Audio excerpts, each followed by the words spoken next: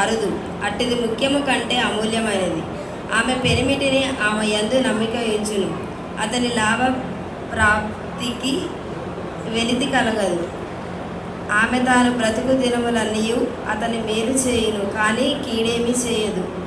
ఆమె గొర్రెబొచ్చును, అవి సేనాలను వెదకును, తన చేతులారా వాటిలో పని చేయును.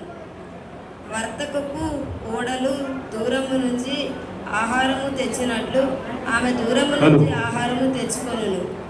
ఆమె చీకటితోనే లేచి తన ఇంటి వారిని భోజనముకు సిద్ధపరచును. తన పనిగ తైలకు పద్దెము ఏర్పరచును. ఆమె పొలమును చూచి దానిని తీసుకొనెను. తాము కూడబెట్టి ద్రవ్యము పెట్టి ద్రాక్ష తోట ఒకటి నాటించును. ఆమె నడికట్టు చేత నడుము బలపరుచుకొని చేతులతో బలముగా పనిచేయు. తన వ్యాపార లాభము అనుభవము చే తెలుసుకొనెను. రాత్రి వేళ ఆమె దీపము ఆరిపోదు. ఆమె బండను చేత పట్టుకొనెను. తన వ్రేళ్లతో కుదురు పట్టుకొని వదలను. కుదురు పట్టుకొని ఒడుకును. దీనులకు తాను చేయి చాపును, దరిద్రులకు తాను చేతులు చాపును. తన ఇంటి వారిని చలి తగులునని భయపడును. ఆమె ఇంటి వారందరూ రక్తవర్ణ వస్త్రములు ధరించేవారు. ఆమె పరుపులను సిద్ధపరచుకొనెను.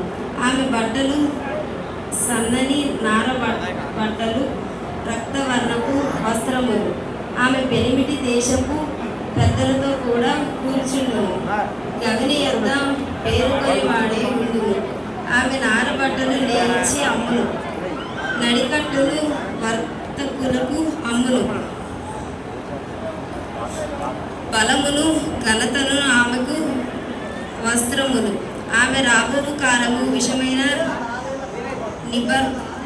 నిర్భయముగా ఉండును. జ్ఞానము కలిగి తాను నోరు తెరచును. కృపగల ఉపదేశమును ఆమె బోధించును. ఆమె తన ఇంటి వారి నడతను బాగుగా కనిపెట్టును. పని చేయకుండా ఆమె భోజనము చేయదు. ఆమె కుమారులు లేచి ఆమెను ధన్యురాలందరు.